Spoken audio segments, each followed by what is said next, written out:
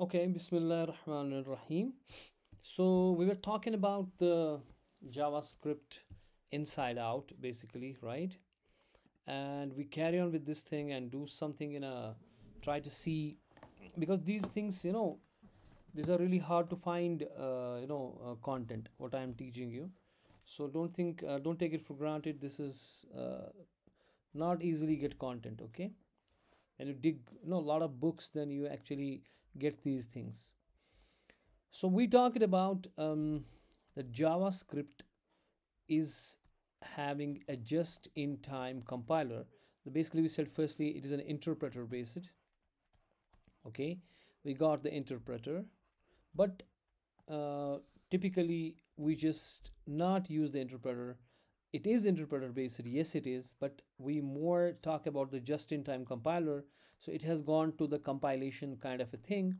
But is this a compiler? Then if it is a compiler, then why don't we use simply a compiler, right? If we have a compiler, so why not we use the compiler, and why we move around this just in time and all, right? Isn't it? So we need to understand this thing. Let me admit Farzan Wani. So we need to understand this thing. So firstly, we need to understand what is the difference between the interpreter and compiler, and then you will understand why we have the just-in-time compiler, which is actually the combination of both guys. It is taking the benefit from both of these guys. Now, interpreter is, we use in a scripting language interpreter. Why? Because it is line by line. It's quick. Firstly, it is quick. It's very quick. Okay, because you get the line, you execute, you convert it into the machine. Any code, I'm saying any line of code, you convert it into the machine language. Okay, and you execute it. You don't have to wait for anything, damn thing, go for the next line, convert it into the machine language, execute it. But the problem with this interpreter is basically the interpreter uses what is called as the REPL. Even you see the many YouTube, not YouTube, but many, coaching houses, they even think that JavaScript is the REPL. That is read, evaluate, print, and loop. That's wrong. JavaScript is not like this. It's the interpreter who does read, evaluate, print, and loop. This is what interpreter does, but we do not want this. This is the drawback of the basically the your interpreter, because interpreter does what? It reads a line, it evaluates this line, whatever it is, converts it into the machine language, prints it, and loop again for the line number 2. But the problem with the interpreter is that, say for example, we have a function call. You have a function here, okay, fun. Now say this function is around 100 lines, just 100 lines, okay? And now you are calling this function. Now maybe you are calling this function some around 20 times, 30 times in your program. Maybe you are using this all the time. Maybe for example, this is on click. This is a click of the button. Every time you click, click, click, click, click, and the function will be called, called, right? Isn't it? You all the time click the button, right? So you may say, why is 20 times, 30 times any function call? It may be more than that, because if you see the clicking, all the time you click, and the on click we have done that we usually you do some function on click, isn't it? Now what will interpreter do? When the first call of function happens, it converts this line, interprets this line, converts into machine code, interprets. That's what's called the REPL, REPL, repeat, evaluate, print, and loop. This is what it does for the each and every line. This 100 lines, it takes one line, does REPL on it, go to the next line, does REPL on it, next line, and so on up to 100 lines, and so on. Now function 1 is over. Now you're again clicking the button. That means you are going it again second times. What will interpreter do? Interpreter will do again the same thing. It will start line number 1, converting it into the machine code, and then starting executing it, going to the next line, going to third line. Say, bro, we have done it. Why we would do it again and again and again and again? That's wrong.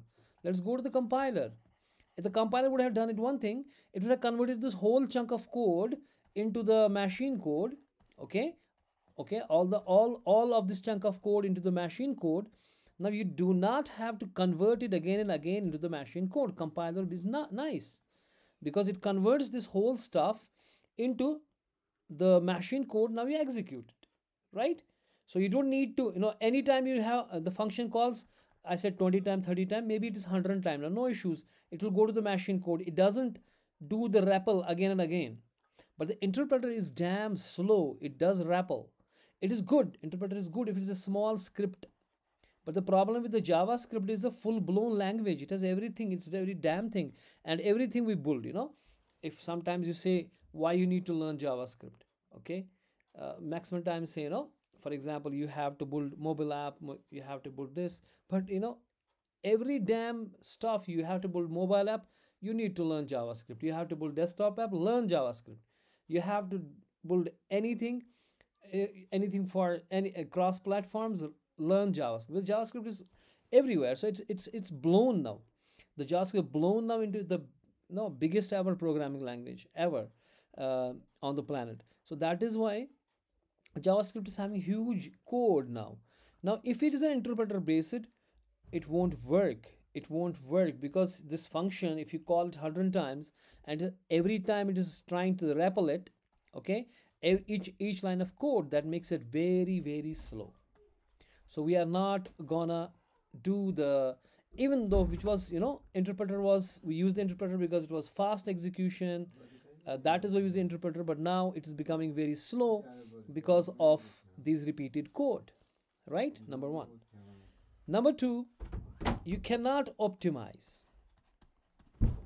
You cannot optimize if you have if then close the door. You cannot optimize the code if you do the line by line interpretation, right? So compiler can does the optimization. We come to the optimization. I will give you the clear idea how optimization happens. Getting my point? But the thing is that the compiler is slow to start, faster than faster. And we have a lot of features in the compilation, but we cannot just go for compilation in the whole code. If you compile the whole code, again that becomes a bottleneck. Then now that dynamic nature of the language is lost. Okay, the dynamic nature of the language is lost. So we say, why not to use the both worlds? Why not we use the interpreter on one side, okay, and the compiler on the other side, and mix them together to make it just in time compiler. Okay, getting the point where from the just in time comes in. But how JavaScript works is a little bit different. We have to understand that. You must have read about the Java, but JavaScript just in time works differently than the Java. But the first thing we need to understand is, if there is an interpreter or there is a compiler, what you are trying to do is you are converting the high level language into machine code. But whether it is Java or it is Python or it's C hash or it is the PHPs, you convert your high level language into what's called as a bytecode. The bytecode is which you write for the virtual machine. You're not writing to the actual machine. I told you last time also that if you have a C code, C or C++, you just compile it into the .exe. There are a lot of stages in between, then you convert it into the .exe. This .exe is actually the compilation and assembly. I told you there's two things. One is the compiler and one is the assembler, which converts into the machine specific code. Now this .exe will run on this machine. Say this is the Intel machine. It will run only on the Intel machine. It won't run on the, say for example, your Mac. It won't run on the Intel because their hardware is totally different. Now what you will do is you convert. You don't do the C style, you do in the Java or in the C hash or JavaScript, you convert it into the bytecode. And a bytecode you write to the virtual machine. You're not writing to the actual machine. You're writing to the virtual machine, and the bytecode is the intermediate code. Now this virtual machine is given to the actual machine where you have the runtime environment. Say we have the same JavaScript runtime environment, which is in a browser provided on that machine. which has a job to convert this virtual machine stuff into the actual machine stuff. You're getting this point, what I'm saying? So see, if I have, say for example, I'm in a C saying printf hello. Now this line of code won't be understood by the machine. You have to convert it into the machine code, but this machine code has to be as per the hardware and instruction set architecture of that machine. Say this is the Intel processor. Now this has to be converted as per this processor. Now if you try to run this on the Mac, it won't work because the hardware, the memory architecture, the cache memory, instruction architecture is totally different. That means you need to create a different version of this machine code which is running on this machine, right? Now we have simplified it using the bytecode, where we say that you don't write to the actual machine, you write to the virtual machine. Okay, and you have here the source code on one side, and this source code you convert it into the bytecode, and this bytecode then is written in terms of the virtual machine, which is a general purpose. And now later on, for example, I say, just a crude example is, आपको हलवा बनाना है, ठीक है, आपने हलवा का programme लिखा। अब आप इसको एग्जैक्ट नहीं बताओगे कि भाई आप ओवन में गर्म करोगे या आप हीटर पे गर्म करोगे, क्योंकि अगर फिर हीटर पे आपने बोला तो यानी कि आप उस किचन के हार्डवेयर की बात कर रहे हो, तो वहाँ जिसके पास ओवन होगा वो कर नहीं पाएगा, वो चलेगा नहीं। तो जो सी करता था वो क्या करता था काम, वो देखता था किचन बाई किचन में ओवन्स हैं, बाकी चीज़ें हैं, उस हिसाब से इस रेसिपी को कन्वर्ट करता था, यानी कि वो अब दूसरे के किचन में नहीं चलेगा। तो हमने क्या कहा कि हम बाइट कोड जो बनाएंगे वो ये नहीं कहेगा कि आप ओवन में हीट करो, वो कहेगा हीट करो, जनरल पर्पस हीट करो। अब हीट किससे करो वो अभी नहीं बोलेगा, because we are writing to the virtual machine. फिर जो एक्चुअल मशीन कन्वर्शन होगा that will be done by the run time environment. वो देखेगा कि मेरे किचन के अंदर क्या हार्डवेयर है, वहाँ देखेगा ओवन। अब वो यहाँ इस वर्चुअल मशीन में जहाँ हीट करो था वो कन्वर्ट करेगा इसको कि भाई ये हीट करो ओवन के अंदर, ठीक है। So that means this now will run on this machine specific, this becomes a machine specific code।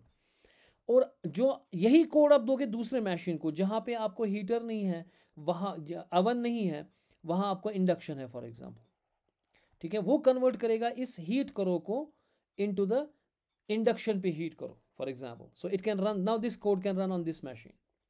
सो यानी कि मैंने जो लिखा कोड वो मैंने बाइट कोड में कन्वर्ट किया। This byte code is general purpose, this is not machine specific code. फिर यहाँ पे कौन होगा, रन टाइम एनवायरनमेंट। इस वक्त जावा स्क्रिप्ट रन टाइम एनवायरनमेंट होगा जो मुझे इस कोड को कन्वर्ट करके देगा उस मशीन की स्पेसिफिक, जिस मशीन के पर इस वक्त मेरे पास मैकबुक है, आई गॉट मैकबुक प्रो, ठीक है। ये इस मैकबुक प्रो में जो ब्राउज़र मेरा होगा उसमें जो रन टाइम एनवायरनमेंट होगा वो मशीन स्पेसिफिक होगा। वो जब मैं जावा स्क्रिप्ट कोड दूंगा, इसको ये बाइट कोड दूंगा मैं, वो कन्वर्ट करेगा into the actual run time environment इस मशीन पे। और जावा स्क्रिप्ट रन टाइम एनवायरनमेंट जो है उसका काम सिर्फ यही नहीं है कि मशीन कोड आपको मिलेगा वो इस मशीन की मुआफिक होगा, बल्कि और भी चीज़ें होंगी। फॉर एग्जाम्पल आपको सर्वर के पास जाना है, आपको बहुत सारे काम करने हैं जो कि जावा स्क्रिप्ट के पास है ही नहीं, ठीक है। वो आपके पास what is called as web APIs वो जाके देगा, वो मैं क्लियर डायग्राम बनाऊंगा, वो आपको समझ आएगा, ठीक है। लेकिन अभी हम ऑप्टिमाइजेशन की बात कर रहे थे, अभी हम ऑप्टिमाइजेशन की बात कर रहे थे। पहले हम इसका ये एक स्ट्रक्चर देखेंगे कि ये ऑप्टिमाइजेशन कैसे होती है। यहाँ टोटली डिफरेंट एक मैकेनिज्म है जिससे जावास्क्रिप्ट अपनी ऑप्टिमाइजेशन करता है। सो आज इसको, ये लास्ट लेक्चर इसका है, and should be the clear in your brain कि होता क्या है। पहली चीज़ जो आपका जावास्क्रिप्ट सोर्स कोड है, ठीक है, ये जावास्क्रिप्ट सोर्स कोड आपने लिखा, ओके। अब पहली चीज़ जो है आप इसको किसको देते हो, you give it to the parser. मैं एक लाइन में नहीं लिखूंगा, यहाँ पे लिखूंगा ऐसे, you give it to the parser, ठीक है। पार्सर इस कोड को पकड़ता है, ठीक है, पकड़ा, ये पार्सर यूनिट है, वो इसको एक एब्स्ट्रैक्ट सिंटेक्स ट्री में कन्वर्ट करता है, एब्स्ट्रैक्ट सिंटेक्स ट्री, ठीक है ना। अब जो आपका एब्स्ट्रैक्ट सिंटेक्स ट्री है वो इसको एक ट्री स्ट्रक्चर में बनाता है, ठीक, और like this kind of tree आपने पढ़ा ही होगा, ठीक है। ये ट्री स्ट्रक्चर बनता है, that's called abstract syntax tree. ये कोई मसला नहीं है। उसके बाद जो हम काम करते हैं, हम इस एब्स्ट्रैक्ट सिंटैक्स ट्री को इंटरप्रेटर को देते हैं। ठीक है, पहली बार हम इंटरप्रेटर को ही देते हैं, पहली बार कोई ऑप्टिमाइजेशन नहीं होती है, ये बात दिमाग में रखो। जो हमारा इंटरप्रेटर है ये आ जाता है। और अगर हम V8 इंजन की बात करेंगे, जो हमारा V8 है क्रोम का, हर एक का अपना अपना होता है। V8 ने इसका नाम रखा है, इस इंटरप्रेटर का नाम रखा है इग्निशन। उन्होंने ये नाम लिए है in terms of an the racing car. जो रेसिंग कार है उसी से उन्होंने अपने नाम लिए हैं, जो लेटेस्ट में बात कर रहा हूँ, वरना इससे पहले और कुछ नाम थे। नाउ इंटरप्रेटर का नाम है इग्निशन रखा है इन लोगों ने। ये पहले ये आएगा, ठीक है, ये कन्वर्ट करेगा अपने इस कोड को into the byte code. Bite code is the intermediate code. ठीक है, अच्छा, जब ये बाइट कोड हो गया उसके बाद ये कन्वर्ट किया जाएगा इनटू द मशीन कोड।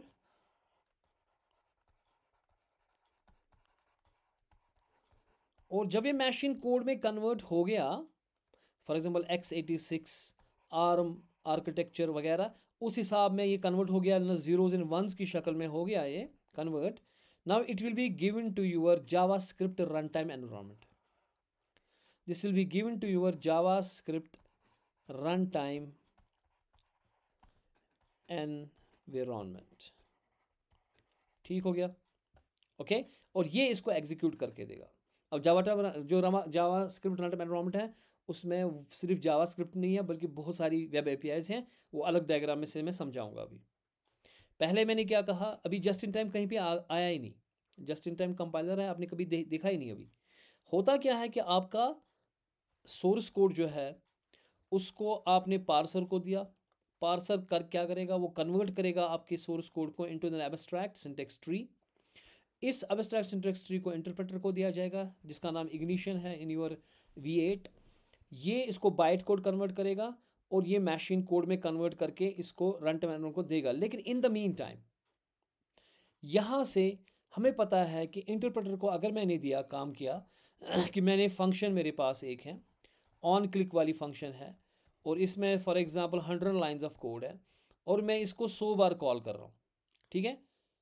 और कुछ फंक्शन है, दूसरी फंक्शन है या कोई और कोड है, इसको मैं बार बार कॉल कर रहा हूँ। से फॉर एग्जाम्पल इसको मैंने 20 बार कॉल किया है, 50 बार कॉल किया और इसको मैं, इस फंक्शन को मैं 200 टाइम्स कॉल कर रहा हूँ, 300 टाइम्स कॉल कर रहा हूँ, 1000 टाइम्स कॉल कर रहा हूँ, या मतलब कि लार्ज टाइम्स कॉल कर रहा हूँ। इसको भी मैं कॉल कर रहा हूँ बहुत सारा, मगर उतना लार्ज नहीं, ठीक है। I will call it 5 times मैंने इसको कॉल किया।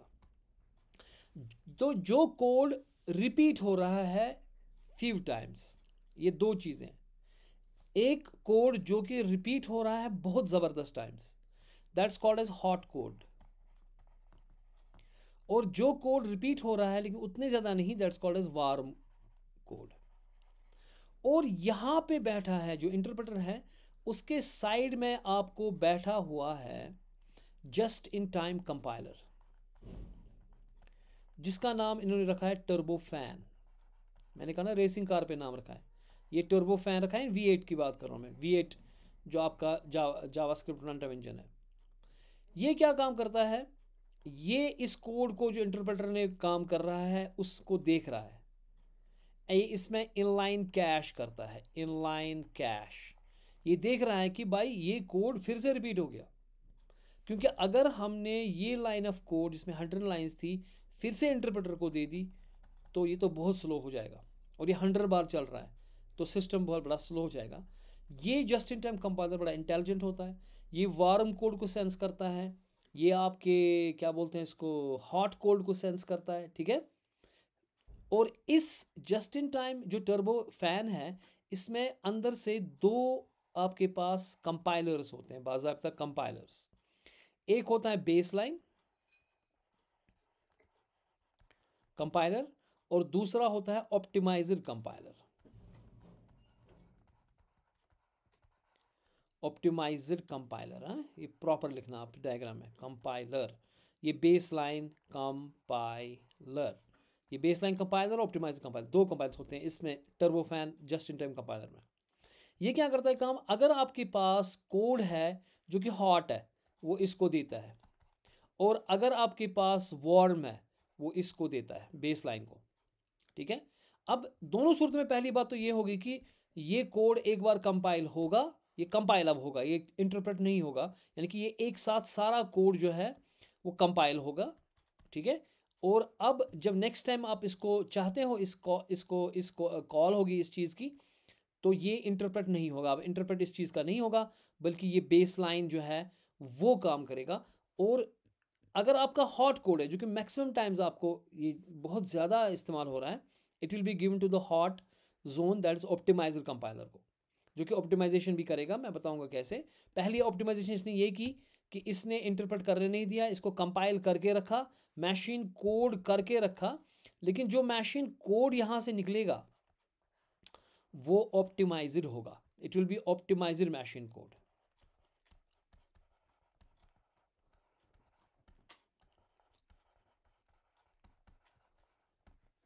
और कभी कभार हम इसको डी ऑप्टिमाइज करते हैं, वापस बाइट कोड बनाते हैं, या अब हम इसको ये जावा रन टाइम एनवायरनमेंट को देंगे so that it will run it. लेकिन जो ही आप कोड एग्जीक्यूट कर रहे हो, फंक्शन कॉल्स आ रही हैं, आपका जस्ट इन टाइम कंपाइलर काम पे लग गया। अब पहले इंटरप्रेटर ने इग्निशन दे दिया, उसने गाड़ी स्टार्ट की, इसने गाड़ी एक बार स्टार्ट की, अब गाड़ी चल रही है, अब ये इसको आर्टिफिशियल इंटेलिजेंस की तरह मॉनिटर कर रहा है, ये turbofan just in time compiler. तो पहले नहीं करता, पहले इंटरप्रेटर ही काम करता है, उसके बाद जस्ट इन टाइम कंपाइलर लगातार इसको गॉज कर रहा है आपके इस इंटरप्रेटर के कोड को, और देख रहा है कि भाई ये कोड तो हॉट जोन में है, ये वार्म जोन में है, तो इनकी साथ साथ साथ साथ साथ साथ ये हर बारी अपडेट करता रहता है आपके सोर्स कोड को, इसको ऑप्टिमाइज करता रहता है, करता रहता है, करता रहता है, ठीक है ना। तो ऑप्टिमाइज जब इसको करता करता जाएगा, आपका ऑप्टिमाइजर मशीन कोड बनेगा, जो आपका x86 हो या फिर रैम हो, क्योंकि ये मशीन डिपेंडेंट कोड होगा ना, ARM not RAM, ARM code हो, x86 हो, या जो भी कोड आपका है, जो भी आपकी मशीन है, उस इंटेल के हिसाब से बनाएगा, मैक के हिसाब से बनाएगा, AMD के हिसाब से बनाएगा, जो भी मशीन होगी उसके हिसाब से ये बनाता जाएगा, और you can give to the Java run time environment which will execute it later on. बात समझ आ रही है। अब ये ऑप्टिमाइजेशन जो होती है ये बहुत तरीके से होते हैं, ठीक है। इनफैक्ट जो इसको ट्रैक करता है ना, जो जो इस चीज़ को ट्रैक कर रहा है कि ये हॉट है कि वार्म है, that is called as profiler, that is profiler यहाँ पे होता है। प्रोफाइलर ट्रैक करता है कोड को, इट ट्रैक्स द कोड, ठीक है ना। ये कोड को ट्रैक करता है कि भाई कोड कैसा है, लेकिन पहली बार जो है वो कोड को रन करने देता है, क्योंकि पहली बार में नहीं पता, जस्टिन टाइम को कहाँ पता है कि ये छा गसान एग्जीक्यूट कि ना छु गसान, ये देमी फिर आवा इंटरप्रेटर से तौर फिक्रिया आव देमी फिर, जब ये तीसरी बार आता है जस्टिन टाइम चूशा ये 3 बार आ गया, 4 बार आ गया, तो depending on that it makes it hot and warm, ठीक है ना। उस हिसाब से ये अपनी ऑप्टिमाइजेशन करता है, and it creates an optimised machine code which is very optimised. जैसे हमने एक एग्जांपल दी थी ऑप्टिमाइजेशन की, मैं एक एग्जांपल आपको दूंगा। जैसे आपको एक लाइन ऑफ कोड है, फॉर एग्जांपल अगर हम यहाँ पे लिखेंगे, समझ कहाँ वेटिंग में, जैसे मैं लिखूँगा यहाँ पे फॉर एग्जांपल मेरे पास है मेरे पास एक एरे है, for example let AR is equal, I am saying 1, 2, 3, 4, 5, arrays हम पढ़ेंगे बाद में डिटेल में, ठीक है ना। मैं यहाँ पे लगा रहा हूँ फॉर, सिंपल फॉर लगा रहा हूँ, for i is equal to 0, i is less than, मैं यहाँ पे लगा रहा हूँ AR डॉट लेंथ, और लेस देन इक्वल टू कह रहा हूँ AR dot length and i plus plus, ठीक है। उसके बाद मैं भी इसमें मैं कुछ करूँगा काम यहाँ पे, what ever is console dot log में इसको प्रिंट करूँगा वगैरह वगैरह। लेकिन देखो यहाँ पे दो प्रॉब्लम्स हैं हमारे पास ऑप्टिमाइजेशन की। एक, मैं एक्स्ट्रा एक एलिमेंट ज़्यादा जा रहा हूँ, ठीक है ना, मैंने लेस देन इक्वल टू कर दिया। दूसरा, देखो हर बार जब ये आइटरेशन होगी, कंट्रोल ए, पहले as a programmer we shouldn't do like this, ठीक है ना। क्यों? क्योंकि AR डॉट लेंथ जो है, जब भी मान लो ये 5 की थी नहीं, ये 100 की एरे थी, यानी कि इसमें 100 आइट्रेशन लगेंगी, 100 बार ये फॉर लूप चलेगा। मैं लूप्स एरे सारा पढ़ाऊँगा आहिस्ता आहिस्ता, लेकिन ये थोड़ा सा आपको पता ही होगा if you are computer science students. अगर नहीं पता है तो we will come to this all these things. मैं सिर्फ समझाने के लिए कह रहा हूँ यहाँ पे। जो एयर डॉट लेंथ जब मैं कह रहा हूँ, दैट मीन्स हर बार मैं ये कैलकुलेट कर रहा हूँ कि एयर डॉट लेंथ कितनी है। फॉर एग्जाम्पल इसकी लेंथ से 100 थी या 5 थी, इस वक्त 5 है, मानो 100 की एरे थी, तो यानी कि हर बार ये कैलकुलेशन लग रहा है ना, air dot length her bar her bar her bar. JIT just in time compiler ये देखेगा कि भाई मैं तो, अगर इंटरप्रेटर होगा तो मैं हर दो एयर डॉट लेंथ काड़ी चला गया आइट्रेशन नंबर 1 यह वुचान एयर डॉट लेंथ कच कोड़म हाथ, ये नेक्स्ट आइट्रेशन लगे अमिस ना बे कर कैलकुलेट। इंटरप्रेटर क्या करे, तमिस चारे का, इसके पास तो कुछ हथियार है नहीं, वो फिर से कैलकुलेट करेगा, फिर से कैलकुलेट करेगा और रिपीटेड। जो लूप में आप कोड करो, फॉर एग्जाम्पल एक ही लाइन ऑफ कोड है, कंसोल डॉट लॉग आई कर रहा है, फॉर एग्जाम्पल ये AR ऑफ आई कर रहा है प्रिंट, ठीक है। इंटरप्रेटर को बार बार ये कन्वर्ट करना है, console dot log console dot log console dot log, हर आइट्रेशन में 100 बार, और 100 बार ये AR डॉट लेंथ निकालनी है कि नहीं, कि वो तो उसको तो उसके बाद तो कुछ है नहीं। जस्ट इन टाइम कंपाइलर जो है वो आपके कोड को ऑप्टिमाइज करेगा, वो पहले ही निकाल के रखेगा AR dot length for example 100, वो यहाँ पे प्लग इन करेगा 100 सीधे, वो सीधे प्लग इन करेगा क्या, आयशा less than 100, so that you don't have to recalculate all the time. और वो जो फॉर लूप के अंदर जो कोड है, जो फॉर यहाँ पे वो सीधे 100 लगाएगा जितनी साइज है आपको, और जो फॉर लूप के अंदर जो भी कोड है उसको कन्वर्ट करके रखेगा, कंपाइल करके रखेगा, so that you don't have to do it again and again and again and again, ठीक है ना। ये जस्ट इन टाइम कंपाइलर करके देगा आपको, ठीक है। So that is why it is creating an optimised code. बात समझ आई? हाँ जी, are you guys with me और I am talking to the wall? Okay, so are you getting what I'm saying exactly? देखिए, जो परसों मैंने ऑप्टिमाइजेशन आपको बताई थी कि भाई ये मेमोरी पूल में रख रहा है ना, कि देखो जब आप काम करते हो जावास्क्रिप्ट के अंदर, मैंने आपसे कहा ना कि ये चीज़ें आपको एक अच्छी भी बुक लाओगे ना उसमें भी नहीं होंगे, मतलब जो मैं सारी बातें बता रहा हूँ, ये बहुत सारी बुक्स जब पढ़ता है इंसान है तब जाके ये चीज़ें आ जाती हैं। So don't take them for granted, and this is a very important class and this is hard to find content। यानी कि जावास्क्रिप्ट बहुत सारे लोग पढ़ते हैं पढ़ाते हैं, उनको ये चीज़ें पता ही नहीं होती किसी चीज़ की, तो ऐसे ही मतलब डेटा टाइप पढ़ लिया हो गया आगे। so don't take it for granted and listen carefully, make notes and have this knowledge in you. This will make difference from you and others, okay। now मैं आपसे कह रहा था कि आपका जब मेमोरी दी जाती है, आपके पास स्टैक दिया जाता है, ठीक है, आपको हीप दिया जाता है, मैंने आपको कहा था आपको हीप दिया जाता है, स्टैक दिया जाता है, इसके बगैर आपको एक फ्री पूल दिया जाता है फॉर प्रिमिटिव डेटा टाइप्स, ठीक है। इसके बगैर आपको एक मेथड एरिया होता है। मेथड एरिया जो होता है आपका, वो उसमें आप फंक्शन कोई लिखी आपने, वो सारी फंक्शन इसके अंदर लिखी जाती है। इससे पहले कि आपने सिंगल लाइन ऑफ कोड किया, जो भी आपकी लाइन ऑफ कोड है, उससे पहले ही ये सब आपको दिया जाता है मेमोरी क्रिएशन फेज में। मैंने जो बताया था आपको, एग्जीक्यूशन फेज अभी हुआ नहीं, अभी एक भी लाइन चली नहीं, आपको स्टैक भी है, हीप भी है, फ्री पूल भी है, मेथड एरिया भी है और स्टैटिक एरिया भी है आपके पास है। एक स्टैटिक एरिया होता है जिसमें स्टैटिक डेटा हमारे पास होता है, which is the class data, we will see that later on. ये पूरे क्लास के लिए अवेलेबल होता है। इसके लिए हमें तो रेफरेंस वेरिएबल भी क्रिएट करने की ज़रूरत नहीं होती है, ये पूरे क्लास के लिए होता है। जब हम ऑब्जेक्ट्स एंड क्लास पे आएंगे तब हम बात करेंगे उसकी। यानी कि कुल मिला के मैं ये कह रहा हूँ यहाँ से कि मैंने एक यहाँ पे फॉर एग्जांपल कुछ वेरिएबल बनाए, आप लेट से बनाओ, कॉन्स्ट से बनाओ, वेर से बनाओ। फॉर एग्जाम्पल मैंने कॉन्स्ट से बनाए वेरिएबल्स कुछ, ठीक है। फर्स्ट नेम मैंने कहा इक्वल्स टू फ़र्ज़ कीजिए जुनैद, ठीक है। किसी को बोलोगे कि भाई मेमोरी का एड्रेस दिखा दो जावास्क्रिप्ट का, वो बोलेगा क्या आप बोल रहे हो, जावास्क्रिप्ट में ये नहीं होता, ठीक है। तो हम देखते हैं कि क्या होता है। ओके, मेरे पास एक दूसरा कॉन्स्ट वेरिएबल है सेकंड नेम, उसके अंदर मैंने फ़र्ज़ कीजिए रखा मुत्तकी, व्हाटएवर, डिफरेंट है, नो इश्यूज़। एक और कांस्टेंट मैंने रखा वेरिएबल, आप लेट वेर कुछ भी कर सकते हो, ठीक है। मैंने कॉन्स्ट रखा a, उसमें मैंने डाला 45, और मैंने कॉन्स्ट वेरिएबल रखा फिर से, और इसका नाम है b, इसमें भी रखा 45 एंड सो ऑन। मैंने पास एक और कॉन्स्ट वेरिएबल है मेरे पास f, उसमें मैंने डाला ट्रू, बूलियन डाला मैंने, ठीक है। मेरे पास एक और कॉन्स्ट वेरिएबल है g, उसमें भी मैं ट्रू डाल रहा हूँ, ठीक हो गया। मैं इसको कंट्रोल ऑप्शन डाउन एरो करूँगा 3 बार, f g h and i, whatever. अब मेरे पास ये सारी चीज़ें हैं, और मेरे पास a वेरिएबल है, b है, जुनैद है, मुत्तकी है, वगैरह वगैरह। मैं कंट्रोल कमांड s करूँगा, ये सेव हो जाएगा, and I go to the browser to run it firstly. Okay, index dot में शायद मैंने रन किया हुआ है, फिर से रन करेंगे। ओके, ये आ गया हमारा। इसको राइट क्लिक करेंगे, इंस्पेक्ट करेंगे, ठीक।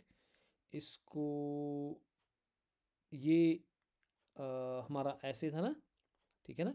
इसमें हम क्या करेंगे काम, हम जाएंगे यहाँ पे सोर्स पे, ये हमारा सोर्स आ गया है, ठीक है। इनफैक्ट इसको हम बाहर ही निकालेंगे ताकि सारा दिखे, ठीक है। ये जो विंडो यहाँ पे है ना, ये इस पे, इससे अनडॉक हो जाएगा, या इससे साइड में नीचे या राइट साइड, जैसे आप राइट साइड रखना चाह रहे हो या कुछ। मैं फिलहाल अनडॉक ही कर रहा हूँ इसको, ठीक है ना। कहाँ पे गया है? अच्छा, मैंने राइट लिया था ना इसको, ये वाला। इसको अनडॉक करेंगे ताकि ये पूरा मुझे स्पेस दे। ओके, ये मेरे पास है, ये मेरा सोर्स कोड है, ठीक है। Now I go to the memory, I go here memory, and I go to the memory. यहाँ पे आपका हीप का स्नैपशॉट मिलेगा, लेकिन ये इंक्लूड करना, न्यूमेरिक इंक्लूड करना, वरना ABCD आपका वो चीज़ें न्यूमेरिक नहीं आ जाएंगी। और मैं क्या काम करूँगा, I will take a snapshot here, now it's taking a snapshot of the memory, ठीक। अब यहाँ पे तो करोड़ों चीज़ें हैं, क्योंकि आपके पास जो है ना विंडो ऑब्जेक्ट है, तो ये समंदर है, सिंपल सी बात है। अब इसको ढूंढना है तो मैं कमांड F या कंट्रोल F दबाऊंगा विंडोज़ में, और मैंने वो जुनैद जो दिया था ना, मैं वो उसको सर्च करूँगा। जुनैद देखो यहाँ पे दिखा रहा है मुझे, जुनैद आ गया यहाँ पे, ठीक है। मैं इसको क्लिक करूँगा, उसके बाद क्या रहा है कि फर्स्ट नेम, ये फर्स्ट नेम आपने रखा था जुनैद, और उसका कॉन्टेक्स्ट, ये एड्रेस है उसका, ये उसका कॉन्टेक्स्ट है। मैं इसको पहले कॉपी करूँगा ताकि मुझे बाकी वेरिएबल्स भी दिखे। कमांड C, इसमें इंटरेस्टिंग बात मैं करने वाला हूँ। अब इसको मैं यहाँ पे ढूंढूंगा, कमांड इस कॉन्टेक्स्ट को, क्योंकि ये समंदर है ना, समंदर में ढूंढेंगे नहीं, वरना कहाँ पे था ये समझ नहीं आएगा। तो अब ट्रिक से मैंने किया जुनैद, और जुनैद से मैंने यहाँ पे गया इसके ऑब्जेक्ट के अंदर, किस ऑब्जेक्ट के अंदर है, तो उसने बताया कि इस कॉन्टेक्स्ट में है। Context in fact is the address, right. और मैंने ये कॉपी किया, और ये कमांड V मैं यहाँ पे पेस्ट करूँगा, और ये मिल गया ये कॉन्टेक्स्ट मुझे, ठीक है। यहाँ पे अब इसको खोलेंगे अगर, तो यहाँ पे आप देखोगे कि आपको जो ना आपके FGHI जो आपके पास है, ठीक है, ये आपके बूलियन थे ना, ये क्या थे आपके, ये बूलियन थे जिसमें ट्रू था। देखिए बता रहा है ये बूलियन है, इसमें ट्रू है।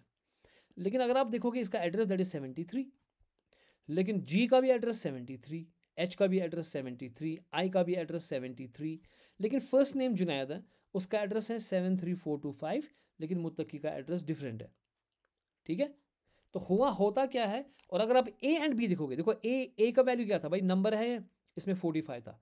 B में भी मैंने 45 ही रखा था ना, देखो B में भी मैंने 45 ही रखा था नंबर, दोनों का एड्रेस सेम 702935, सो 702935 ऐसा my number, this is value 45, ये एक्चुअल एड्रेस ये है 702937 पे फिर इसने वैल्यू दिया हुआ है।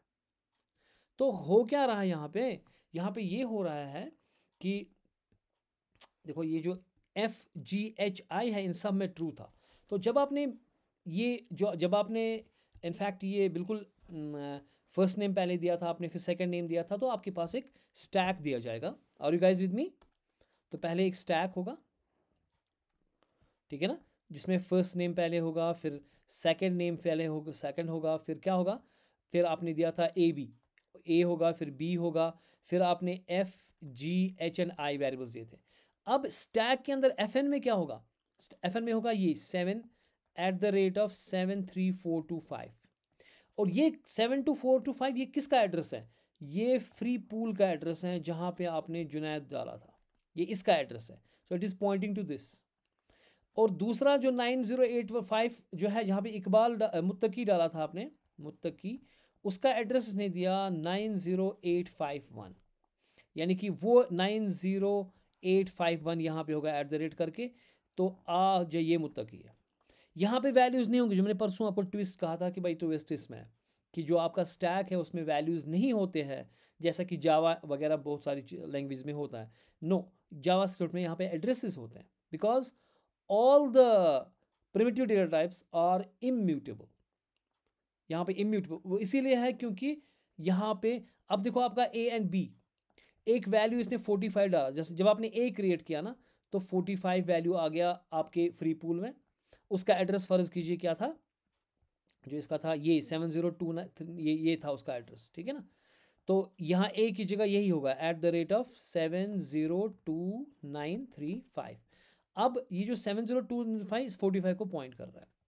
जब बी आपने उसमें भी 45 ही डाला तो 45 ऑलरेडी फ्री पूल में है, ये आप दूसरा 45 नहीं बनाएगा, ये इसको भी सेम ही एड्रेस देगा 702,935 as you could see here, है ना, सेम है कि नहीं, मैं झूठ तो नहीं बोल रहा। हो गया। इसी तरीके से जो आपने ये ट्रू किया, इसने फ्री पूल में ट्रू बनाया कहीं पे, उसको ए को एफ को पॉइंट करवाया उसके साथ। अब जब आपने जी को ट्रू रखा वो इसी के साथ पॉइंट होगा, इसको ट्रू रखा इसी के साथ पॉइंट होगा, एच को इसी के साथ पॉइंट होगा, ऐसे सबका एड्रेस 73 है। बात समझ आ रही है? हेलो, हाँ जी। let us make this muttaqi also as Junaid and try to see what's happening. Will it give same address or not? Right? Let's do here one thing. I write also muttaqi, not muttaqi, but also Junaid, and run it again. Command save it, run again, क्योंकि जब पहली बार जुनैद बनाएगा वो free पोल में जुनैद होगा, जब दूसरी बार आप जुनैद बनाओगे अब ये दूसरा जुनैद नहीं बनाएगा बल्कि उसको वही पॉइंट करेगा, ठीक है ना। So if I go to the browser, I go to the inspect, I go to the memory tab here and I take a different snapshot, right? पहले रिफ्रेश करना चाहिए था उसको क्योंकि मे बी ये पुराना ही मत लेगा। Let me refresh it and inspect window कहाँ गई अब? Okay, I go to the inspect, हाँ, okay, here is the inspect window and I go to the memory, I take the new screenshot, I need to take the new snapshot. He's taking the snapshot. How to find it? I have, because ये समंदर है तो से command F, right the Junaid में लिखा था उसको ये इसने लाया यहाँ पे, इसको क्लिक करेंगे तो ये इसका बताएगा सेकंड नेम में ये कॉन्टेक्स्ट इसका है, ठीक है, कमांड C। अच्छा, इसको अब ढूंढेंगे कहाँ पे कॉन्टेक्स्ट है, ये कॉन्टेक्स्ट मिल गया। अब यहाँ पे दो जुनैद हमारे पास हैं, इसमें भी जुनैद इसमें भी जुनैद, लेकिन दोनों का एड्रेस क्या रखा है इसने, सेम है कि डिफरेंट है? सेम है। क्यों? क्योंकि हाँ जी, हुआ क्या,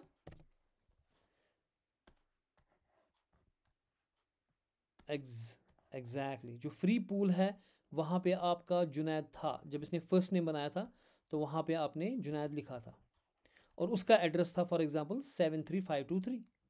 अब यहाँ पे जब आपका फर्स्ट नेम होगा, फर्स्ट नेम जो भी है उसमें आप स्टोर क्या करोगे, address pointer, that is @73523, it is pointing to this guy. जब आपने सेकेंड नेम बनाया उसमें भी जुनैद डाला तो ये इसने देखा कि फ्री पूल में ऑलरेडी जुनैद है, ये दूसरी जगह नहीं, इसी के साथ पॉइंट कराएगा, इसको सेम एड्रेस डालेगा एज यू सी हियर। इसीलिए अब अगर आपने फर्स्ट नेम में कुछ और डाला, अब आप फर्स्ट नेम में मुत्तकी डाल रहे हो तो ये इसको चेंज नहीं कर सकता, क्योंकि अगर इसको फर्स्ट नेम में चेंज किया तो ये इस बंदे को भी चेंज होगा ना, ठीक है ना। सो अब ये इसमें चेंज नहीं कर सकता, अगर आपने उसे चेंज किया तो ये जो मुत्तकी है वो दूसरी जगह बनेगा and this first name will be pointing to that, और ये लिंक खत्म हो जाएगी खाली, क्योंकि ये इसको चेंज नहीं कर सकता, क्योंकि इसके साथ कुछ और भी लोग हो सकते हैं। फर्ज कीजिए आपने कहा एक और नेम 3, उसमें भी आपने जुनैद डाला तो नेम 3 जो आपका होगा वो इसी के साथ पॉइंट करेगा। तो अगर आप किसी अब वेरिएबल से इसको चेंज करना चाहते हो फिर तो वो सब वेरिएबल को चेंज होगा ना, तो इसलिए हम कहते हैं कि नहीं ये इम्यूटेबल है, you can't change it, if you have to change that value give another value in the pool and point to that. अब इसमें एक और मज़े वाली बात है, let me close it, I go to the code.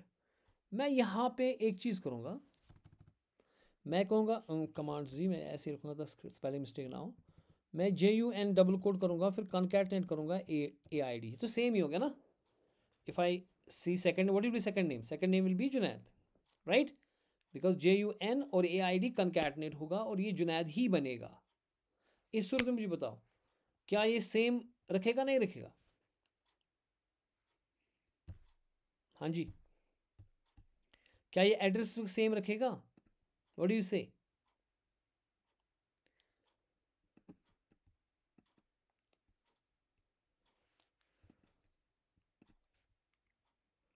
रखेगा सेम? क्या बोल रहे हैं आप?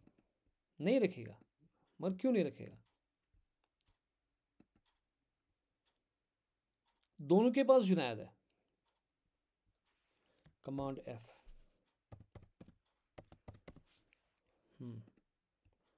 ये कॉन्टेक्स्ट है, देखो डिफरेंट कॉन्टेक्स्ट दिया हुआ इसने। वो तो देगा ही, हर बार डिफरेंट ही आएगा ना, मेमोरी एक ही नहीं आएगी। अब मैं इसको सर्च करूँगा कहाँ पे ये कॉन्टेक्स्ट है। कमांड V, खुल गया ये कॉन्टेक्स्ट और यहाँ पे हमारे सारे वेरिएबल्स हैं। इनमें 70 70 73 दिया, दोनों में जुनैद है। लेकिन इसका एड्रेस क्या है? 75605। इसका एड्रेस क्या है? पता नहीं क्या, दूसरा जगह। ये ऐसा क्यों हो गया? दोनों तो जुनैद ही थे। तो इसके लिए ये याद रखना है आपको, जो ऑप्टिमाइजेशन आपकी है, जो आपकी ऑप्टिमाइजेशन है, ये कौन करता है? ये करता है कंपाइलर। कंपाइलर कंपाइल टाइम पे काम करता है ना। कंपाइल कब होता है? पहले एग्जीक्यूट होता है, कंपाइल होता है। कंपाइल जो कोड देगा वो आप दोगे JRE को। In fact JSRE, JavaScript run time environment, जो ब्राउजर के अंदर होगा, वो इस कोड को फिर एग्जीक्यूट करेगा। जब आपने कहा JUN फिर कहा प्लस, माइक बंद करें प्लीज, इसमें इको आ रहा है ना। JUNAID कहा आपने, अब ये कंपटीशन हो रही है। ये कौन करेगा ये कंपटीशन? ये बंदा करेगा ना, थोड़ी ये करेगा कंपाइलर। कंपाइलर के वक्त ये जुन है और AID है, इनको आपस में कंकैटनेट करना है। ये कंकैटनेट करके नहीं देगा, क्योंकि ये तो काम करना है ना, ये तो एग्जीक्यूशन हो गया ना। एग्जीक्यूशन फेज कौन करेगा? वो लास्ट में होगा। एग्जीक्यूट जो जिसको करना है वो आपका रन टाइम एनवायरनमेंट करके देगा, और ये आपको ऑप्टिमाइज नहीं करता। This doesn't do the optimisation. So इसलिए ये जो वाली ये जुनैद बनेगा लास्ट में, लेकिन जो हम फ्री पूल की बात कर रहे हैं वो कंपाइलर करके देता है आपको। फ्री पूल में डालना चीज़ें, ये नहीं करके देगा। जो जावा स्क्रिप्ट रन टाइम एनवायरनमेंट है वो हीप में चीज़ों को बनाएगा। यानी कि ये वाला जुनैद जो है ये हीप के अंदर बनेगा, और इसको वास्ता नहीं होगा फ्री पोल वाले जुनैद के साथ, जहाँ पे आपका फर्स्ट नेम था। ये जो सेकंड नेम जुनैद बन के आएगा, क्योंकि जो आपका फ्री पूल में जब आपका ये ना क्या बोलते हैं इसको, सेकंड नेम होगा, वो यहाँ पे जुन और AID होगा, और उनको कंकैटनेट करना है बाद में। ये दो स्ट्रिंग्स हैं, ये अलग अलग स्ट्रिंग्स होंगी। फिर इनको कंकैटनेट करके देगा आपका कौन? जावास्क्रिप्ट रन टाइम एनवायरनमेंट, और वो हीप में बनाएगा। तथ यथास्न वाट किहिन अवश्य एड्रेस दिवार डिफरेंस। अगर तुझे एड्रेस, इसका एड्रेस 1 2 3 4 5 है, इसका देखो कितना बड़ा है, क्योंकि ये हीप के अंदर बना है और ये आपके फ्री पूल में बना है, तो इसलिए इनका एड्रेस डिफरेंट है। अगर ये भी फ्री पूल होता तो इसको मिलता कि जुनैद ऑलरेडी है, तो इसी के साथ पॉइंट करता। ये बात समझ में आ गई? Is this clear what I am saying? हाँ जी, ओके। नाउ हम आते हैं वापस कि जावा रन टाइम एनवायरनमेंट जो हमारा है वो कैसा होता है। ठीक हो गया कि जो हमारा जावा रन टाइम एनवायरनमेंट है, ये आपको याद रखना है। कहाँ गया ये पेन? अबे लिख क्यों नहीं रहा? अच्छा, इसको निकल गया यहाँ से।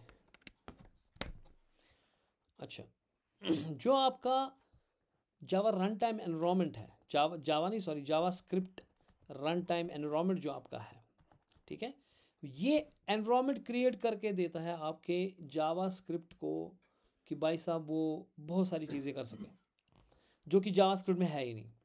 अगर हम कुल मिला के कहेंगे जावा स्क्रिप्ट जो हमारा है इंजन, उसमें क्या है? उसमें आपको मेनली जो आपके पास होगा that is a call stack and memory. जो आपको मेमोरी दी जाएगी, memory in terms of heap etcetera, और आपके पास एक कॉल स्टैक है। कॉल स्टैक जो होता है, जब भी आप कोई कोड को रन करते हो उस पर फंक्शन, जब भी फंक्शन होगी आप ये करना यहाँ पे ब्राउज़र के अंदर, ठीक है ना। आप उसको रन करना, किसको, अपने कोड को आप रन करना। उसके बाद आप उसमें देखना कि उसमें जितनी भी फंक्शंस होंगी, जो भी आपकी उसमें फंक्शंस होंगी, वो उसका आप इंडेक्स का कमांड का राइट क्लिक इंस्पेक्ट, हाँ। तो जितनी भी आपको इसमें जो पेज आपका है ना, वो किस में, हमारे में सोर्स में स्निपेट आ गया, यहाँ पे पेज, ठीक है। ये पेज आ गया आपका, ये इंडेक्स पेज है। और जावास्क्रिप्ट पेज कहाँ गया इसका, ये है ना जावास्क्रिप्ट, ठीक है। फिलहाल इसमें इतना ही है। पता नहीं इसने इतना ही क्यों खोला इसमें, इंडेक्स यही पेज है। तो एक मिनट में इसको पहले क्लोज करूँगा। मुझे पता ही खुला हुआ नहीं तो inspect source script dot JS. अच्छा तो हम इतना ही हमारे पास है, इसमें तो बहुत सारी चीज़ें हैं। ये क्या खुला रहा है, एक सेकेंड, इसको बंद करेंगे एक minute.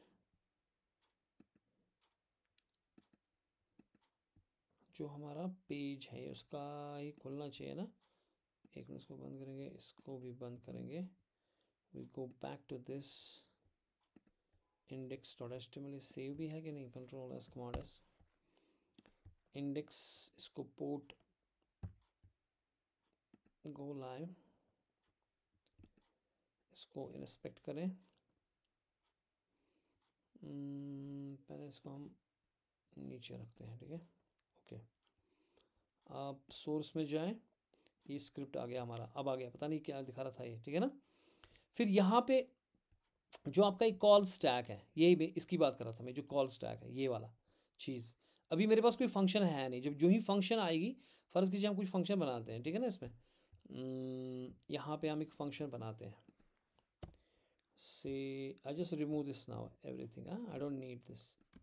let me call it function, function, function fun, and write something in it. Maybe I say console, console, console dot log, ठीक है। function called, function function called। अब मैं इस फंक्शन को कॉल कर रहा हूँ। फॉर एग्जाम्पल मैंने फन को कॉल किया यहाँ पे, एक बार ही किया, ठीक है। अब दूसरी बार भी किया कॉल, तीसरी बार भी किया कॉल, एंड सो ऑन। अब मैंने 3 बार उसको कॉल किया, व्हाटएवर। अब जब मैं इसको एग्जीक्यूट, कमांड है सेव इट, जब मैं जाऊंगा यहाँ पे अपने इस ब्राउज़र में, first I will refresh it ताकि मेरे पास आए, और मैं इसको यहाँ पे ब्रेक लगाऊंगा, ठीक है ना, ताकि ये रुके, ताकि मुझे दिखे ना क्या हो रहा है। नहीं, पहले लाइन पे ब्रेक लगानी चाहिए थी। चलो इस पे लग गई ये ब्रेक, ठीक है, whatever. Now I am going to, चलो इसको फुल स्क्रीन पहले बड़ा करते हैं इसको। Okay, now I want to go further, ताकि मैं अपने कॉल स्टैक पे देखूं कि ये जो फंक्शन आएगी ना, सो फंक्शन कॉल्ड, इसमें कुछ परेशानी है मुझे लगता है।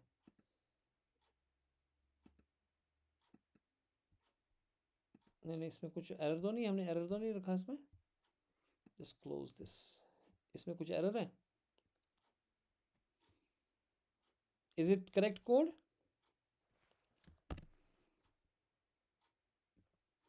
Are you guys with me और स्लीपिंग?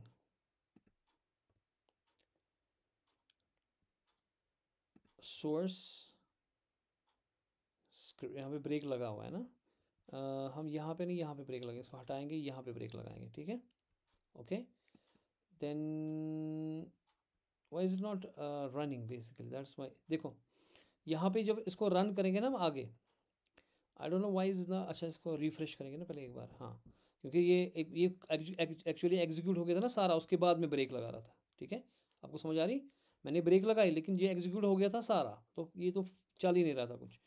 अब मैंने इसको यहाँ पे जो है ब्रेक लगाई, अब फन पे, अब कॉल स्टैक पे देखें, यहाँ पे ये कॉल स्टैक है मेरा, अभी तो इसमें खाली है। जब मैं आगे जाऊँगा, नाउ कॉल स्टैक में ये चला गया फंक्शन के ऊपर, तो कॉल स्टैक में आपका फन आ गया, ये आ गया ना फन कॉल स्टैक के अंदर। सो कॉल स्टैक इज़ कि फ़र्ज़ कीजिए इसके अंदर मैं दूसरे फंक्शन को कॉल कर रहा हूँ, तो कॉल स्टैक पे दूसरा फंक्शन आ जाएगा, ठीक है। सो यानी कि अगर मैं यहाँ पे क्या करूँगा काम, मैं इसके अंदर, इससे पहले कि मैं ये लाइन ऑफ कोड करूँ, मैं फंक्शन सेकंड को कॉल कर रहा हूँ, fun2 को मैं कॉल कर रहा हूँ, which happens to be somewhere, say for example here fun2, and उसमें मैं क्या कर रहा हूँ, कमांड सी, यहाँ पे मैं इसको कमांड वी करूँगा, एंड फंक्शन नाम क्या है इसका, fun2, हाँ fun2, ओके। अब मैंने एक फंक्शन यहाँ दूसरी फंक्शन बनाई, मैं इसको इसके अंदर कॉल कर रहा हूँ, ठीक है। Now I go here, command S save it, go to the browser, here refresh it, break लगा हुआ है कहीं पे, अब यहाँ पे ब्रेक लगा, इसमें हटाऊंगा मैं, ब्रेक लगाऊंगा फ़र्ज़ कीजिए यहाँ पे, ठीक है ना, and I refresh it first, okay. अब पकड़ा इसने यहाँ पे। नाउ कॉल स्टैक एम्प्टी है, तो मैं जाऊँगा एक स्टेप, तो फंक्शन आ गया, फन आ गया कॉल स्टैक पे। नाउ आई, ये इस लाइन ऑफ कोड पे है जहाँ पे ये fun2 को कॉल करेगा, ये जंप मारेगा टू द fun2, यहाँ पे लाइन नंबर 6 पे जंप मारेगा, और 3 जो इसका है वो बैकलॉग में रहेगा, so it is going back. Now you see fun, उसके बाद fun2 कॉल स्टैक में बढ़ गया, सेकेंड फंक्शन आपके कॉल स्टैक में आ गया अब। तो क्योंकि इसको जब जब ये फिनिश होगा, it will pop this fun2 from the call stack. तो जब मैं नेक्स्ट करूँगा, अब ये हो गया फिनिश, अब देखो fun2 जो कॉल स्टैक में है ये ख़त्म होगा, ठीक है, ओके। अब ये फन पे आ गया वापस, वो फिनिश हो जाएगा। अब ये फिर नेक्स्ट जो है ये हो गया, इसके बाद अब इस फन के ऊपर गया, अब ये वाला कॉल स्टैक पे आ गया। तो कॉल स्टैक जो है वो क्या करता है काम, वो देखता है कि आपको कौन सी फंक्शन इस वक्त चल रही है, और जितनी भी फंक्शंस इन वोग है जो चल रही है वो सब आपके कॉल स्टैक पे होंगी, ताकि वापस इसको आना है ना, हम इसको कैसे पता चलेगा मुझे वापस कहाँ आना है। यानी कि आपको यहाँ से कॉल हुई थी, जब आपने यहाँ से कॉल मारी, देखिए आपने यहाँ से कॉल मारी, आपने फन से, आप जब फन कॉल हो गया आपने कॉल मारी यहाँ पे, लेकिन इसने अभी जो पहली सेकंड लाइन यहाँ से इसने जंप मारा इधर, ठीक है ना। तो जब ये फंक्शन फिनिश हो जाएगी, इसको वापस याद रखना मुझे आना कहाँ है, इसको आना यहाँ पर है वापस, जहाँ से कॉल हुई थी, फिर नेक्स्ट लाइन ऑफ कोड करना है। फिर जब ये फिनिश हो जाएगी ये वाली फंक्शन, जब ये वाली फंक्शन फिनिश हो जाएगी, ठीक है, इसको कहाँ आना है, जहाँ से कॉल हुई थी, यानी कि इसे बैक यहाँ पे आना है इसको, एंड सो ऑन। सो ये याद कैसे रखता है, जो कॉल स्टैक में वो चीज़ें होती हैं, यहाँ पे फन था, फिर fun2 आ गया, जो ही fun2 ख़त्म हो गया कि अब कहाँ आना है, जो फन था, तो ये फन के ऊपर आ जाएगा, इस लाइन पे आ जाएगा, एंड सो ऑन। बात समझ आ रही है कि नहीं समझ आ रही है, मुझे बताएं आप, are you getting what I am saying और नॉट। सो जो आपका जावास्क्रिप्ट रन टाइम जो एनवायरनमेंट है, ये तो आपका जावास्क्रिप्ट का इंजन है, जिसमें जितनी चीज़ें ऑप्टिमाइजेशन, वो कंपाइलर, इंटरप्रेटर, टर्बोफैन वगैरह वगैरह हमने पढ़ा, वो सारी चीज़ें हैं ही हैं। लेकिन रन टाइम एनवायरनमेंट बाद में काम करता है, जब आपका एग्जीक्यूटिबल बनता है, जब आपका मशीन कोड बनता है, फिर आप देते हो रन टाइम एनवायरनमेंट को। जैसे मैंने कहा आपसे कि आप रन टाइम एनवायरनमेंट को कब दे रहे हो, इसको बंदे को, जब आपका मशीन कोड बन गया, चाहे यहाँ से आया ऑप्टिमाइजर आया, चाहे इंटरप्रेटर से आया, लेकिन मशीन कोड जो है आप ये रन कौन करेगा, run time environment. This is your JSRE, JavaScript run time environment. अब ये जावास्क्रिप्ट रन टाइम एनवायरनमेंट बनता किस चीज़ का है और इसमें होता क्या है, ये हमारा लास्ट इसका आज का लेक्चर का होगा। इसमें हमारे पास वेब APIs होते हैं which are not part of your JavaScript, ठीक है। पहले ही इसमें आपका डोम है, जो हम पढ़ेंगे इन डिटेल लेटर ऑन, कि DOM document object model which helps us to manipulate data, to manipulate data, यानी कि आपको HTML का डॉक्यूमेंट है, वहाँ पे कोई टेक्स्ट बॉक्स है, तो आप नहीं करते थे सिलेक्ट, आप करते थे ना document dot gate element by ID, जो ना हम क्या कर रहे थे उसमें पोर्टफोलियो में, तो वो आपका डॉम पकड़ रहा है ना। ये डॉम आपकी जावास्क्रिप्ट के बस की बात नहीं है, ये आपको एपीआई दिया जाता है, what's called the DOM API, जो कि डॉक्यूमेंट के अंदर आप काम कर सकते हो अपने एचटीएमएल डॉक्यूमेंट के अंदर, ठीक है। वो आप डॉम की मदद से करते हो। वो एक्स्ट्रा चीज़ है जो आपको ब्राउज़र का रन टाइम एनवायरनमेंट आपको देता है, so that you can work it. आपको ये टूल्स दे रहा है, ठीक है ना। आप जैसे आप हो, आपको एक प्लायर दे रहा है, आपको हथौड़ा दिया जा रहा है, आपको एक काटने की चीज़ दी जा रही है, तो यू आर एम्पावर्ड। लेकिन वो आपकी चीज़ नहीं थी, जावास्क्रिप्ट का चीज़ नहीं था, ठीक है। आपके पास फेच एपीआईज है, आपको सर्वर पे फेच मारना है, ठीक है। तो सर्वर पे फेच मारने के लिए फेच एपीआईज आपके पास है। जैसे आपके पास है AJAX, asynchronous Java and XML। This is XML HTTP request, ये आपका जो है this is your XML HTTP request, जो कि आप रिक्वेस्ट मारोगे सर्वर को कि भाई मेरे को चीज़ें चाहिए। आपका टाइम आउट है, आपके टाइमर एपीआईज, जैसे टाइम आउट आपका है, आप किसी चीज़ को टाइम आउट करोगे कि भाई आपने CSS में किया था कि आपने टाइमर रखा था कि इसके बाद ये इवेंट ट्रिगर होगा, तो वो टाइम आउट कौन करेगा, वो टाइमर एपीआईज आपको दिए जाएंगे, ठीक है। बात समझ आ रही है। तो आपको जैसे आपका आपका ग्राफिक्स बनाना है कनवास के ऊपर, तो आपको कनवास एपीआई दिया जाएगा, या आपके पास दिया जाएगा web graphic library, web graphics library, ये दिया जाएगा आपको, ताकि आप ग्राफिक्स के ऊपर काम करो। और फिर इसके साथ साथ ये जो वेब एपीआईज आपके वो सारे हैं, इसमें बहुत सारे वेब एपीआईज हैं जो कि हम डिटेल में पढ़ेंगे बाद में एक एक करके, ठीक है। वो सारी पढ़ने हमें, तब जाके आप वेब डेवलपर बनोगे जब आप इन वेब एपीआईज को मास्टरी करोगे, ठीक है। यहाँ तो आप प्रोग्रामिंग लैंग्वेज सीखोगे खाली, लेकिन जब तक आप वेब एपीआईज नहीं सीखोगे, उनके ऊपर काम नहीं कर पाओगे, तो आप कुछ नहीं करोगे। अच्छा, और आपके रन टाइम एनवायरनमेंट में एक क्यू होता है, we have one queue called call back queue, ठीक है। हमारे पास एक कॉल बैक क्यू है। ये क्यू जो है, इसमें हम स्टोर करते हैं call back functions. So this Q actually stores call back functions. जैसे आपने एक बटन है, उस पर इवेंट लगा दिया है, तो इवेंट लिसनर्स भी हम इस एपीआईज में रखेंगे। तो इस एपीआईज के लिस्ट के अंदर हमारे पास इवेंट लिसनर एपीआईज भी होंगे, जो कि आपके जावास्क्रिप्ट की चीज़ें नहीं हैं, वो अलग वेब एपीआई है जो आपको जावा रन टाइम एनवायरनमेंट दे रहा है, not JavaScript run time environment दे रहा है, ताकि आप काम कर सको। आपने बटन लगाया, आप इसका इवेंट लगा रहे हो कि इसका क्लिक हो गया कि नहीं हो गया। अब वो फंक्शन जो ऑन क्लिक है वो इस कॉल बैक क्यू में रहती है। जैसे आपका ऑन क्लिक हो गया, ठीक है, ये मेथड आपका है। ऑन लोड हो गया,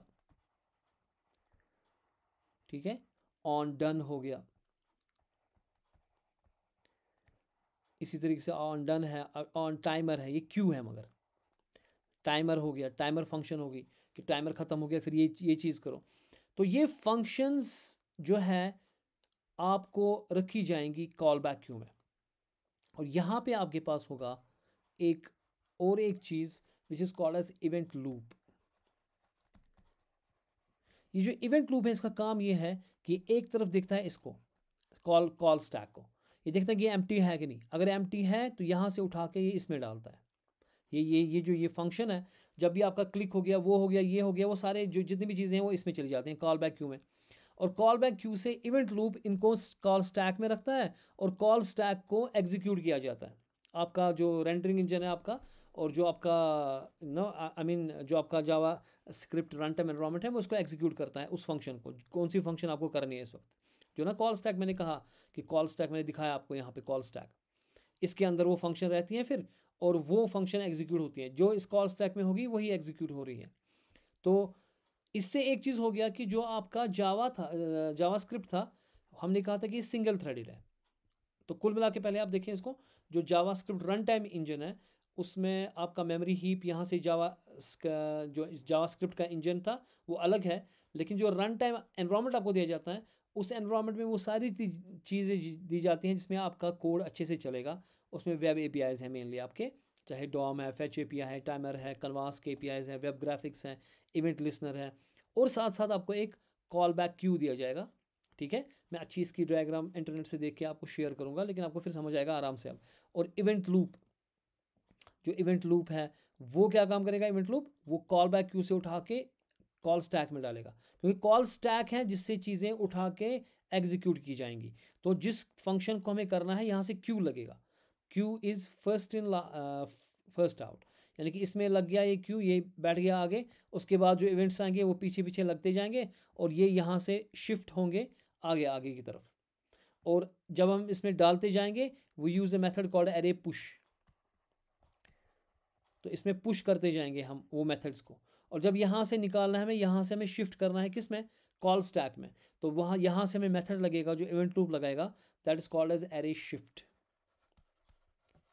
वो इसको यहाँ से उठा के एरे शिफ्ट मेथड जो है एरे शिफ्ट, वो यहाँ से उठा के इसको किस में लगाएगा? कॉल स्टैक में, और कॉल स्टैक आपका एग्जीक्यूट होगा। इस तरीके से हम बोल रहे थे कि जो जावास्क्रिप्ट हमारा है ये सिंगल थ्रेडेड है ना, ये सिंगल थ्रेडेड है, ये सिंक्रोनस है।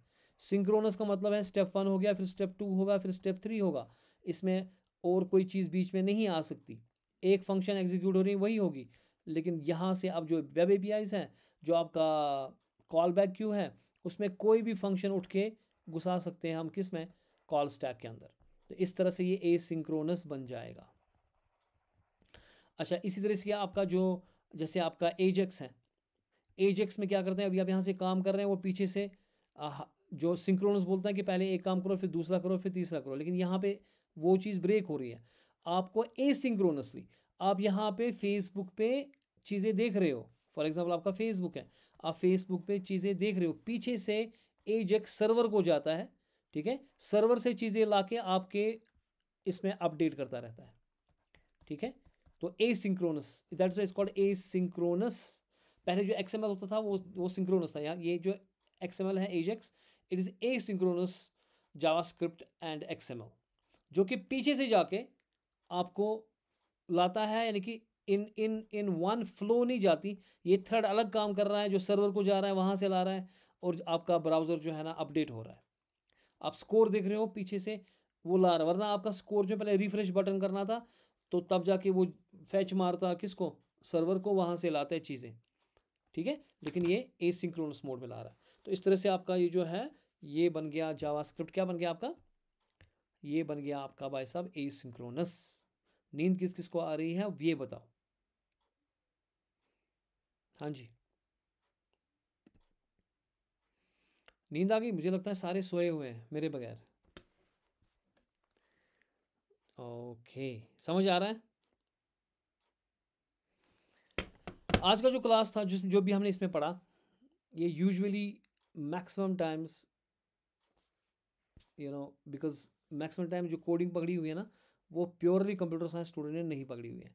इसलिए जो है या तो वो रट्टा लगा के कोडिंग करते हैं, तो this is what the base mean actually, where you get the hold of the base. ठीक हो गया? आधे बच्चे तो भाग ही गए हैं पहले ही जिन्होंने ज्वाइन किया था। समझ आ गया कि नहीं आ गया समझ? Any questions?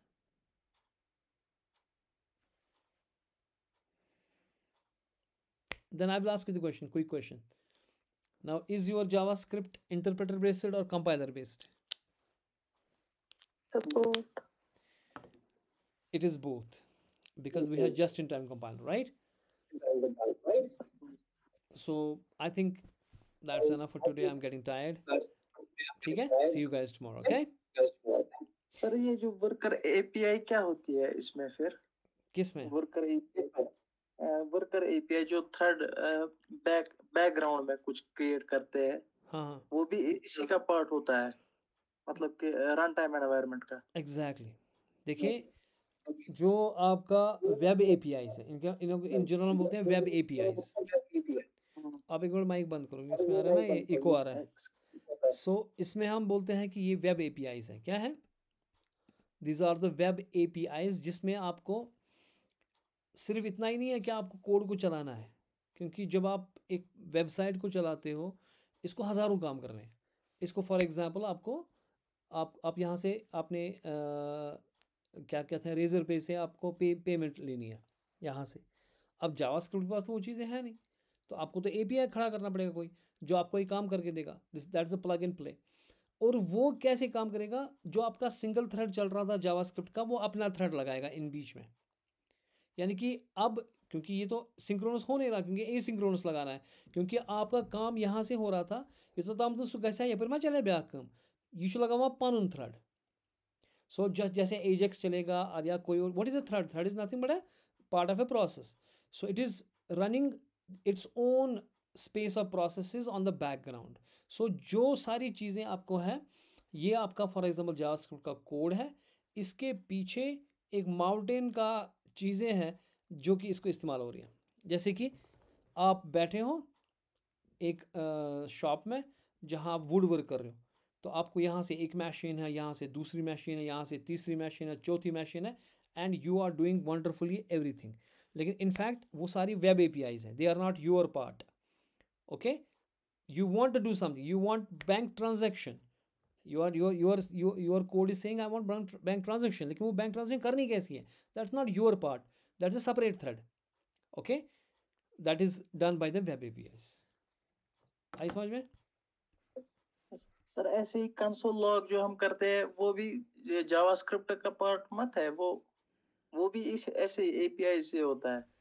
console.log जो आप कर रहे हो, हाँ, हम जो console.log करते हैं मतलब कि ये ब्राउजर पे प्रिंट हो रहा है, इसका जावास्क्रिप्ट के साथ क्या काम है, लेकिन ये होता है ना इसमें भी। जैसे आपने क्लिक बटन पे किया फॉर एग्जाम्पल, क्लिक मारा बटन को, ठीक है, यस या आप इवेंट कर रहे हो, लिसन कर रहे हो ना, लिसन कर रहे हो इवेंट। यस सर, मैं माइक बंद कर रहा हूँ साथ साथ। हाँ, अब हाँ माइक बंद करूँगा क्योंकि वापस आ रहा है। आप इवेंट लिसन कर रहे हो ना कि भाई बटन को वहाँ क्लिक करना गो, ठीक है। console.log तो छोड़ो, अब वो तो हम करते ही करेंगे नहीं, वो तो हम टर्मिनल के लिए बोल रहे थे सीखने के लिए, वेबसाइट में थोड़ी console.log करेंगे हम।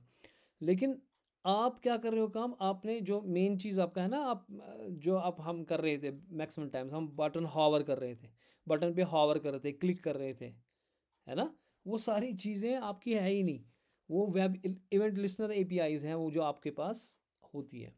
जावास्क्रिप्ट जो है उधर से प्योरली प्रोग्रामिंग लैंग्वेज, लेकिन कोई भी काम करना ये आपका रन टाइम एनवायरनमेंट देगा ब्राउज़र का, जो ब्राउज़र के अंदर पावरफुल वेब एपीआईज हैं वो आपको करने देंगी सारे का सारा चीज़। That is what you are saying. बात समझ आई? Yes sir. है ना, इवन जो बेसिक काम है ना, बटन के ऊपर हॉवर करना या बटन को क्लिक करना, जो मैंने आपको बताया ना कि ये जो शेयर, जो मैंने आपको बताया ना कि यहाँ पे जो मैंने आपको बताया कि यहाँ पे जो मैं आपको बता रहा हूँ, आपकी कॉल बैक क्यू में क्या है, on click, on load, on done, ठीक है, टाइमर, ये सारी की सारी आपको यहाँ से आ रही है, इन वेब एपीआई से ये फंक्शंस आ रही हैं, ठीक है। कनवास में आप कुछ करना चाहते हो, कनवास एपीआई आपके पास है, वेब ग्राफिक्स लाइब्रेरी आपके पास है, पिक्सल्स पे आप काम करना चाहते हो, हर एक इंडिविजुअल पिक्सल्स पे, वो तो आपका वेब ग्राफिक्स करके देगा।